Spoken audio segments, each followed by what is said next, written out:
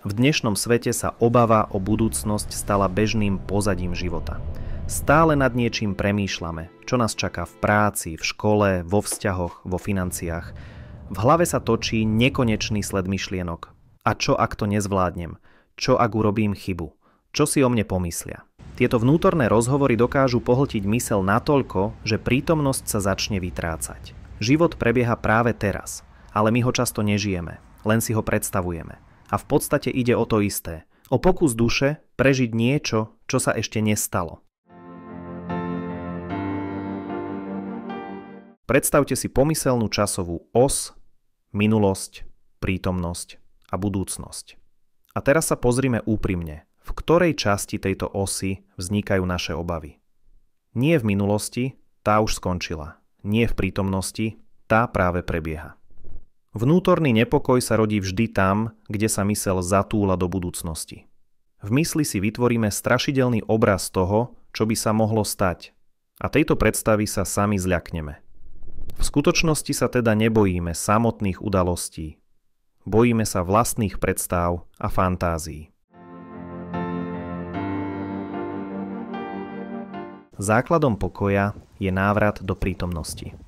Potrebujeme si všimnúť chvíľu, keď myseľ utečie do budúcnosti. Zachytiť tú myšlienku, ktorá nás chce vtiahnuť do predstav, čo ak. A vedome sa vrátiť späť do reality. Keď sa pozrieme na svoj život práve teraz, väčšinou zistíme, že v tejto chvíli je všetko v poriadku. Naše telo je tu a teraz. Nie v minulosti, ktorá už skončila, ani v budúcnosti, ktorá ešte neprišla. Myseľ však dokáže vytvoriť množstvo obrazov, ktoré s realitou nemajú nič spoločné. A práve tie nám kradnú pokoj. Predstavte si, že kráčate po práci domov. Vonku je jar, modrá obloha, jemný vánok sa dotýka pokožky, vtáky spievajú. To je prítomný okamih. Život, ktorý sa deje práve teraz. Ale namiesto toho, aby ste ho prežívali, prehrávate si v hlave nepríjemný rozhovor alebo si predstavujete, čo všetko sa môže zajtra pokaziť. A v tej chvíli už nie ste tu. Stratili ste prítomnosť. Umenie pokoja spočíva v tom, že si tento útek všimnete a vedome sa vrátite späť do reality, ktorá je práve teraz. V písme čítame: Neznepokojujte sa o zajtrajší deň, lebo zajtrajší deň sa postará o seba. Každý deň má dosť vlastného trápenia. Matúš 6:34. To znamená, že nemusíme niesť bremená vopred. Boh nám dáva silu a múdrosť vtedy, keď ich naozaj potrebujeme. Nie skôr. Starosti o zajtrajšok len oslabujú dnešok. Kresťan môže byť slobodný od obáv aj uprostred najťažších okolností. S dôverou, že ten, ktorý všetko robí dobre, spôsobí, aby všetko spolupôsobilo na dobré. Rímanom 8:28.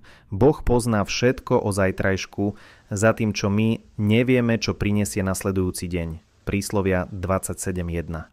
A práve ten, ktorý pozná celý zajtrajšok, nás volá, aby sme mu dôverovali. Zverili sa jeho starostlivosti a nezaťažovali sa tým, čo ešte nenastalo. Boh nedáva silu pre bremená zajtrajška skôr, než zajtrajšok príde. Našou výsadou je každý deň znovu zakúsiť pravdivosť Kristových slov: Stačí ti moja milosť. Korinťanom 12:9. Múdry je ten človek, ktorý neberie do svojho dnešného batoha starosti, ktoré mu nepatria.